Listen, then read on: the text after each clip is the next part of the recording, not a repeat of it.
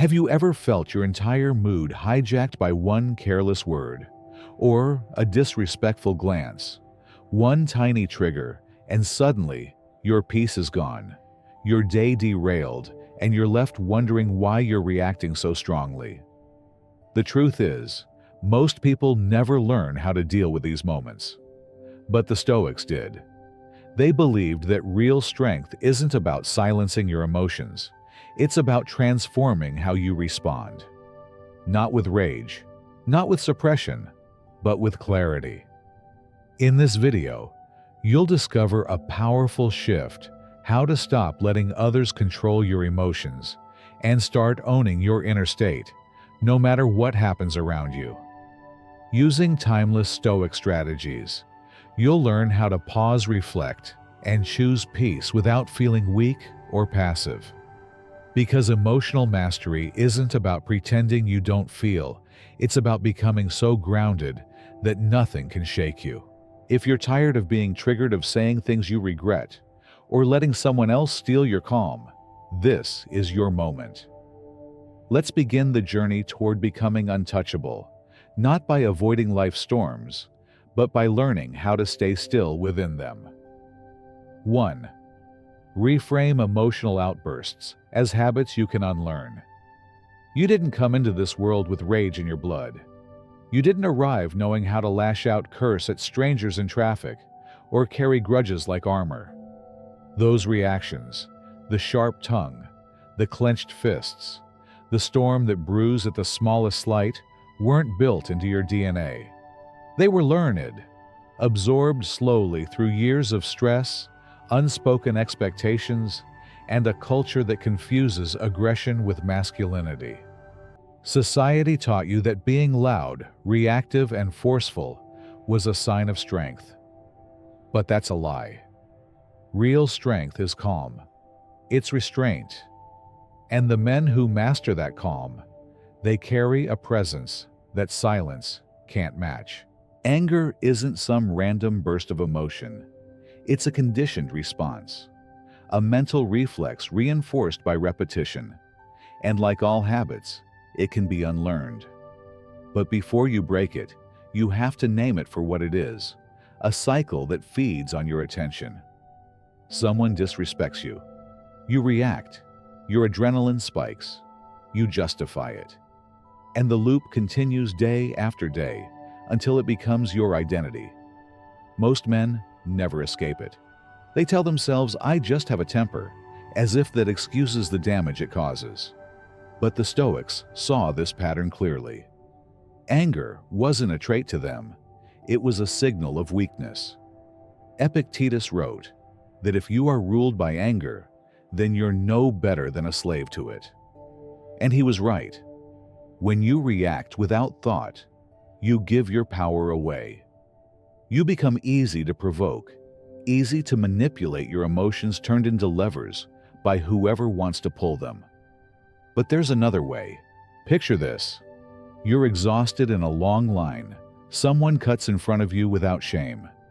That tightening in your chest, that flash of heat, that's your old programming kicking in. But in that exact moment, you're being offered a choice. You can erupt, repeat the same script that's failed you 100 times. Or you can pause. Ask yourself, will anger fix this? You already know the answer. It never does. This is where Stoicism changes everything. It doesn't ask you to become numb.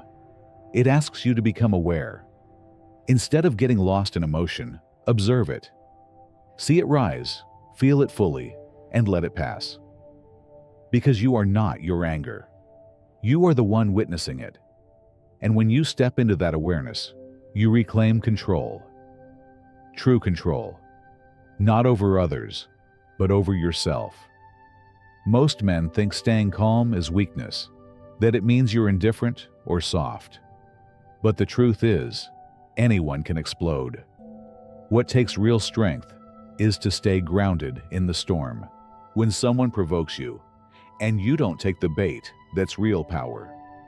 When the world throws chaos at you, and you remain steady, that's what separates the disciplined from the impulsive. So the next time you feel that fire rising, take a breath. Recognize the old habit. Remind yourself that you've outgrown it. Then choose peace, not because you're avoiding the fight, but because you've learned to win it without saying a word. This is what Stoicism trains you for, not to escape emotions, but to rise above them. Respond not as a slave to feeling, but as a man who leads himself. Respond like a Stoic. 2. Control yourself instead of trying to control others. Most people think control is about getting the last word, shutting someone down, or proving a point. They think raising their voice or walking out in anger means they've won. But that's not control, that's reaction. And anyone can react. True power doesn't come from overpowering others. It comes from not needing to. When you're disrespected or challenged, it's tempting to strike back, to fire off that sarcastic remark or call someone out publicly. But the truth is, those responses only feel strong in the moment. Later, they leave you feeling unsettled, drained, even ashamed. Because deep down, you know you weren't acting. You were just reacting. And when anger controls you, it's not strength you're showing. It's weakness in disguise. Now picture a different scenario. You're in a meeting. Your idea gets torn down, not with constructive criticism, but with arrogance and disrespect. Every part of you wants to push back to defend your pride. But instead of reacting, you breathe. You hold the line. You respond not from wounded ego, but from grounded strength. I'll take that into account. Thanks for the feedback. You remain composed. And later in private, you speak clearly without heat. That's not passivity. That's strategy. That's Stoic composure. Marcus Aurelius once reminded us that real strength lies in mastering our minds, not the world. You can't control who criticizes you, who offends you, or who tries to provoke you. But you can control how you show up in those moments. And that changes everything. Modern masculinity often confuses silence with weakness. But ask yourself this: when someone around you loses control, do you admire them, or do they lose credibility in your eyes? Rage makes noise, but calmness commands attention. When you don't react the way people expect, you disrupt their rhythm. You shift the dynamic. And that's what makes you powerful. The Stoics didn't believe in suppressing emotion. They believed in guiding it. They believed that by creating space between impulse and action, you create the freedom to choose how you show up. And in that space, you reclaim dignity, peace, and wisdom. You don't need to win the argument. You need to keep your soul intact. So next time someone tries to trigger you, don't respond to their chaos. Let them be loud. Let them be petty. You stay centered, not because you're scared, but because you've outgrown the need to prove yourself. This isn't about backing down. It's about standing taller without needing to yell. Because in the end, real power isn't about control over others. It's about self-mastery. And when you master yourself, no one else can shake you. That's what being untouchable truly means. 3. Build calm like a muscle through daily practice.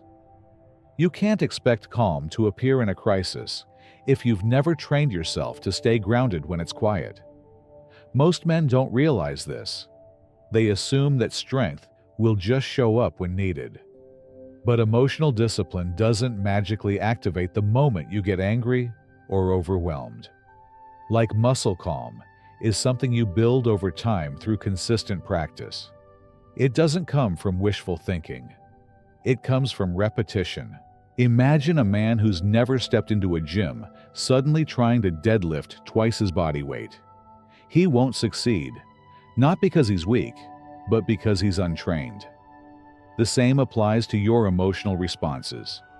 If you've never practiced stillness, never paused before speaking, never sat with frustration without reacting, how can you expect to remain composed when life turns up? The heat. Stoic control isn't a button you push. It's a habit you cultivate. Now picture this. After a draining day, you walk through the door, and your child accidentally spills water across your desk. Your knee-jerk reaction is to shout. But you don't. You stop. You breathe. You choose a calmer response. That tiny moment. That's your mental training in action. It may feel small, but it's everything. That's the repetition that builds your inner strength, not when things are calm, but in the split second when chaos knocks. Stoicism was never meant for monks meditating in caves. It was forged in the trenches of real life by emperors' warriors and working men facing daily stress and conflict. It teaches that peace isn't found in isolation, but in sharpening your mind to stay calm amid the noise. And that sharpening begins with your daily choices, waking up early, to center yourself, reflecting in the evening, slowing down your breath when someone disrespects you. These aren't minor rituals, they are workouts for the soul. One of the biggest mistakes men make is thinking they'll just handle it when things go wrong. But you don't rise to the occasion, you fall back to the level of your preparation. The Stoics knew this. Marcus Aurelius journaled each night not to vent, but to track where he lost control and how to improve. Epictetus, once a slave, taught that real strength is forged in the mind, long before it's ever tested in the world. They trained their composure the same way you'd train your body, with disciplined repetition and quiet reflection. So, if you're tired of being the man who loses it under pressure, start being the one who builds calm before it's needed. Stay present when discomfort arises. Resist the impulse to distract or explode. Even 5 minutes of stillness a day can be a turning point. These practices may seem small, but they're the foundation of emotional resilience. No one is born with unshakable control, but every man can build it. You just have to start training, not when the chaos hits, but long before it arrives. Because when your mind is steady, you don't just survive the storm, you outlast it. 4. Let go of what doesn't serve you. You started the day with clarity. You had a plan. Wake up early, crush your workout, knock out your priorities, stay ahead. But then reality hits. A traffic jam throws off your timing. A meeting gets canceled without warning. Your boss dumps an unexpected assignment in your lap. Now everything feels off, and that tight frustration creeping into your chest. It's not really about what happened. It's about the gap between how you wanted things to go and how they actually unfolded. That gap is where suffering begins. You're not upset because life changed. You're upset because you expected it not to. But the truth is, life was never under your control to begin with. It doesn't bend to your schedule. It doesn't pause for your plans. The tighter you grip your expectations, the more pain you invite. That tension isn't weakness, it's attachment. And attachment to outcomes, to control, to how things should be, becomes a mental prison. Letting go doesn't mean you've given up. It means you've grown wise enough to stop pouring energy into what you can't shape. It's a shift in focus from resisting what is to responding with clarity. The Stoics practiced this daily. They didn't fight the traffic. They didn't curse the rain. They didn't rage when plans unraveled. Instead, they protected their energy for what truly mattered: their character, their choices, their response. So the next time life throws you off course, pause. Ask yourself, is this within my control? If it's not, don't fight it. Don't let it pull you into a spiral. Let it pass like a storm rolling through. That's not being passive. That's choosing power. That's self-respect in motion. Here's the truth. Most men miss control isn't about forcing life into a mold. Real control is adaptation. It's knowing that your strength doesn't come from changing everything around you, but from staying grounded when everything around you changes. That's what Stoicism teaches: precision, not passivity. Let go of the noise so you can preserve your energy for what does matter. Imagine this. You walk into a parking lot and find your car dented.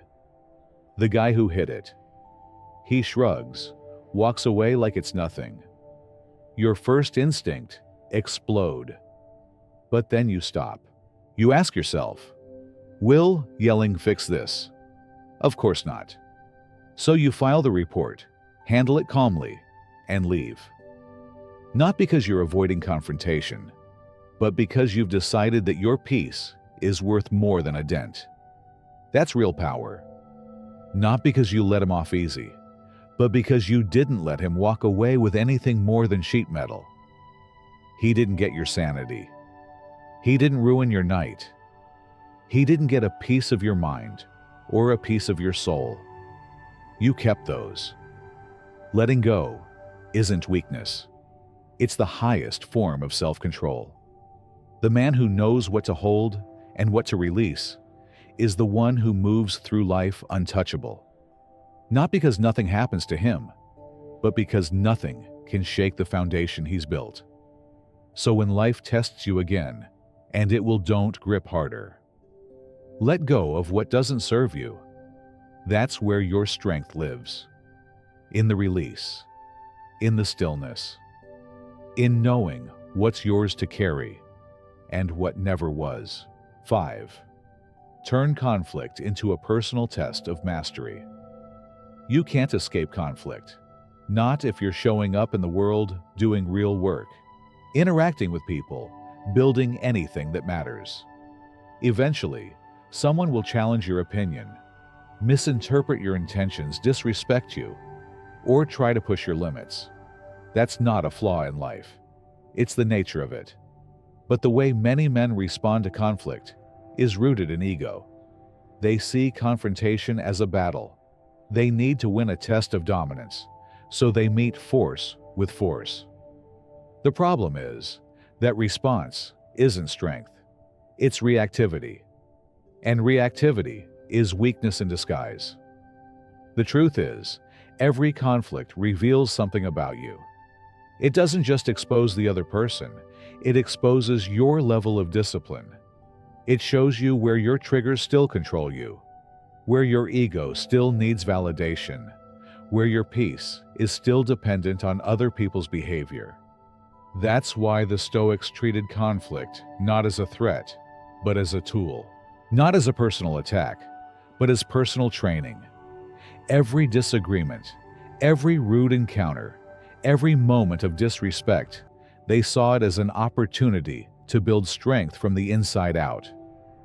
Imagine this. You're in line at a store, waiting your turn. Suddenly, someone behind you cuts in loud, aggressive, waving a receipt, like they own the place. You feel it immediately, the tight jaw, the fire rising in your chest. You want to snap.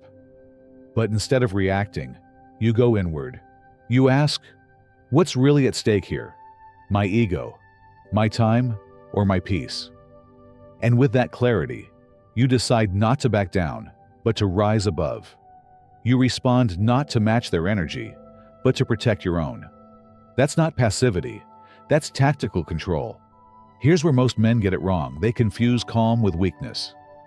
They think that not responding means they've been defeated. But giving in to emotional impulses, that's when you're actually surrendering. To your anger, to their disrespect, to the chaos they bring. The Stoic doesn't avoid confrontation. He engages it on his terms. With discipline, with clarity, with the understanding that lowering yourself to match someone's immaturity only strips you of your power. When you start treating conflict like a test, not of who's louder, but of who's more in control, you become untouchable. You stop letting petty people pull you into small arguments. You stop letting insults dictate your energy. and you begin to transform every challenge into strength. That's how Marcus Aurelius led.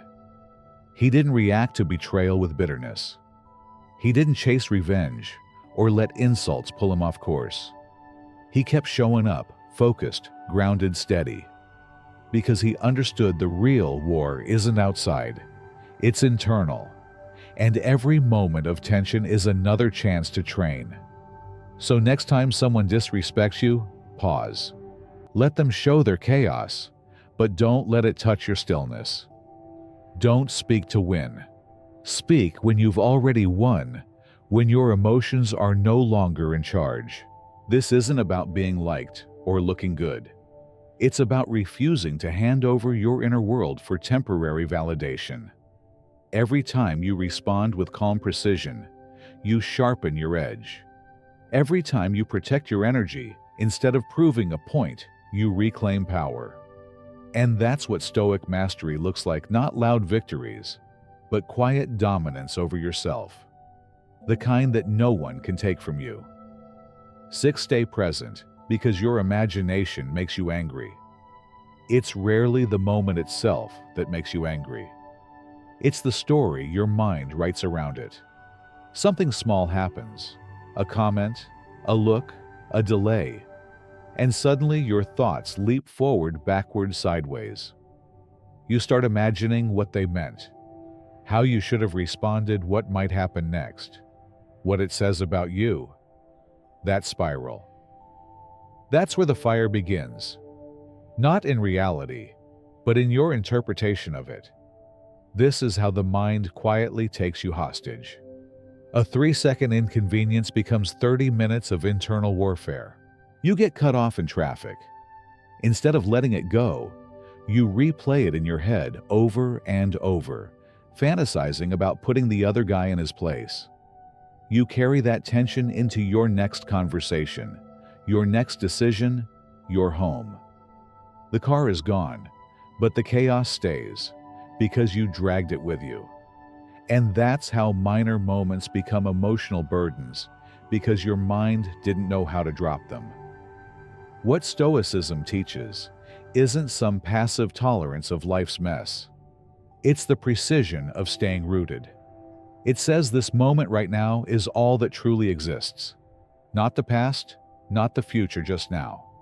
And in now there is no insult, no prediction, no need to win the next argument in your head. There's only breath, only choice, only response. Marcus Aurelius lived this as practice. He didn't just react to the present, he returned to it. Every time his mind wandered into fear, regret, or fantasy, he pulled it back. You could leave life right now, he reminded himself, not to instill fear, but to sharpen awareness. To act with clarity, not projection. Here's where most men stumble. They confuse thoughts with truth. They believe if something feels urgent or offensive in the mind, it must be real. But most of what triggers you hasn't even happened or already ended. The Stoics called this out clearly. An untrained mind will build imaginary battles and false enemies, and then make you suffer for them. So try this. You're about to talk to someone who's rubbed you the wrong way in the past. Before a word is spoken, you already feel tense. But where's that tension coming from? Not them. It's the scenario you've created in your head. Instead of walking in, armored for war pause, breathe. Let go of the future you imagined. Return to this moment. What's actually happening, not what might happen. That's your edge. Mindfulness isn't some vague spiritual trend. It's a tactical discipline. It trains your mind to stop spinning. You don't need candles or mantras. You just need awareness. Feel your breath, the temperature of the air, the ground beneath your feet. That's your anchor. And each time your mind pulls away, you pull it back. You build this focus the same way you build strength in reps. When you start showing up like this, everything changes. You stop reacting to ghosts. You stop replaying moments that no longer exist. You stop scripting conversations that don't need to happen. Instead, you move from stillness. Not fear, not fantasy. Presence. That's where your real power is. Not in trying to change the past. Not in rehearsing the future. But in mastering this one moment, this breath again and again. You won't always control what happens. But if you can command your presence, you've already won. And no one, not stress, not conflict, not chaos, can steal that from you. 7. Drop the weight of resentment before it ages you. Resentment isn't just emotional baggage. It's a slow, silent burden that seeps into your body, your spirit, and your everyday life. You've seen it before. The man who seems constantly drained even after a full night's sleep. The one whose eyes are heavy, not from work, but from carrying wounds that were never released. He flinches at kindness, mistrusts laughter, and stiffens at small triggers. Not because of what's happening now, but because of what he's still carrying from then. That weight isn't visible, but it's real. It sits in the way you breathe, in the way you react, in how quickly you lose your temper over nothing. Most men don't even realize they're carrying it. They assume silence means they've moved on. But ignoring pain is not the same as healing from it. That resentment you buried years ago, it's still there in the way you don't trust people, in the way you lash out when someone barely crosses a line, in the fatigue that doesn't go away. And every day you hold on to it, it tightens its grip. That's why the Stoics didn't view forgiveness as something soft or sentimental. To them, it was a survival skill, a discipline. Not because others deserved forgiveness, but because you deserve freedom. Holding on to bitterness is like drinking poison and expecting someone else to suffer. It robs you of peace, energy, focus. It anchors you to the past while life moves forward without you. Epictetus put it simply, "You may fetter my leg, but not even Zeus can touch my will." That's what Stoic forgiveness is. It's not approval, and it's not forgetfulness. It's defiance. A refusal to let someone else's actions chain your inner world. Think back to the last time someone wronged you, betrayed your trust, embarrassed you, left you without an apology. You told yourself you'd never forget. And maybe you haven't. But what's that memory doing to you now? Every time you replay it, your stomach clenches, your peace evaporates, your energy drops. And the worst part, that person probably isn't even thinking about it anymore. But you are. That's not power. That's self-destruction on a slow drip. The Stoic path isn't about letting people off the hook. It's about refusing to let them stay in your mind rent-free. It's about clearing the space in your heart for what truly matters. Forgiveness is not trust. It's not reconciliation. It's an act of personal liberation. It's saying, "I no longer give you the authority to disturb my peace." Imagine you're at work. Someone throws a cheap jab. You feel it land. You could snap back. You could carry it all day, rehash it with your friend, let it linger until bedtime. Or you could pause, smile, let it roll off. Not because you're weak, but because you're done letting other people choose your mood. You breathe. You move on. That's mastery. When you let go of resentment, your posture changes. Your sleep improves. Your mind clears. Forgiveness becomes a gift, not to them, but to yourself. You no longer drag old wounds into new days. You create room for strength, clarity, and peace. You've got more life ahead than behind. Don't waste it walking with weights you no longer need. The man who travels light, he moves quicker, lives freer, breathes deeper. You can be that man if you're finally ready to drop what's been slowly crushing you. Let it go. Not for them, for you. 8. Pause before you react. It changes everything. It all happens in an instant. One sharp word, one dismissive tone, one careless comment, and before you even realize it, your jaw is tight, your voice is rising, and your reaction has already hijacked the moment. That's how most men go through life, ruled by impulses they never pause to question. Every trigger pulls a string, and like a machine, they respond fast, loud, and often with regret. But what if right in that sliver of time between the trigger and your response, you could rewrite everything? That sliver, that pause, is where your power lives. Stoicism doesn't begin with suppressing anger. It begins with noticing it, recognizing that there is always a gap, no matter how small, between what happens and what you choose to do next. And that gap is not weakness. It's the birthplace of mastery. Most never see it. Their emotions outrun their awareness. But once you start spotting that space, even once, it changes how you move through the world. Because you realize you don't have to react. You get to respond. Picture this. You're at home already tired, and your teenage son throws attitude your way again. It hits a nerve. That look, that defiance, that tone. You're on the verge of snapping. But this time, you stop. Just for a second. You take a breath and say calmly, "Give me a minute." That's it. But that moment, barely 2 seconds, just broke a lifelong cycle. That pause wasn't you backing down. It was you taking control. Most men think if they hesitate, they'll lose authority. That if they don't answer fire with fire, they'll be disrespected. But the opposite is true. Because those few seconds give you what no knee-jerk reaction ever can: clarity. Time to think. Time to lead. Time to aim before you fire.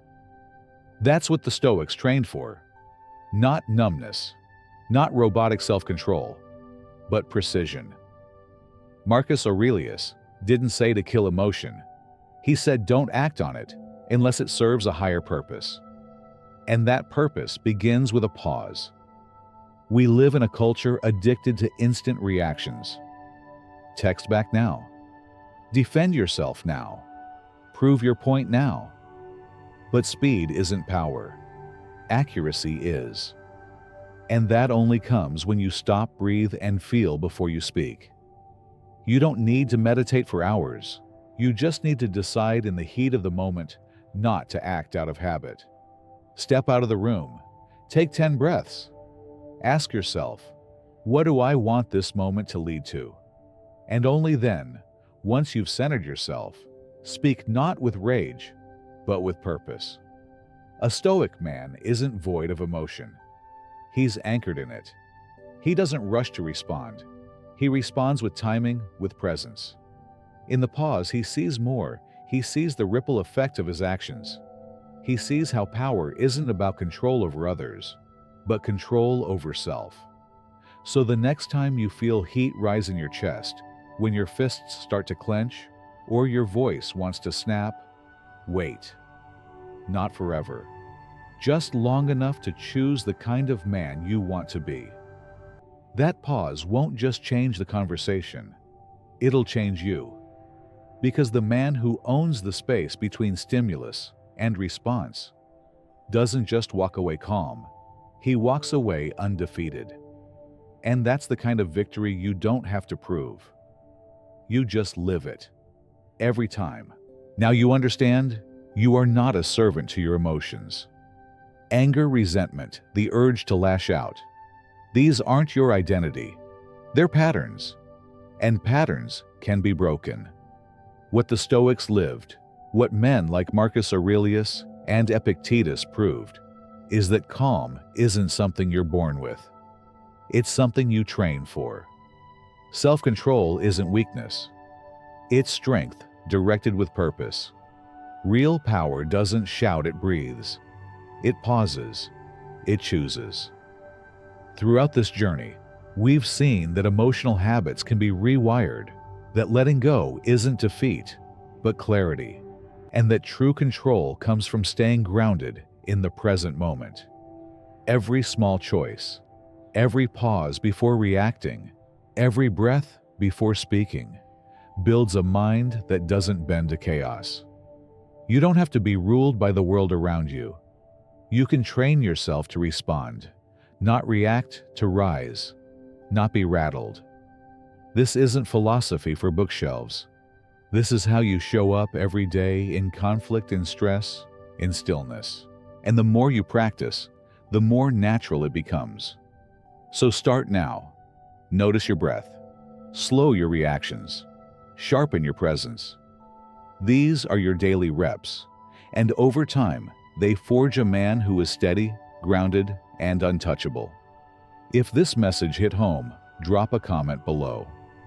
What's one moment that tested you recently, and how did you handle it? Let's grow together. And if you haven't already, subscribe for more Stoic wisdom to help you live with strength, purpose, and peace.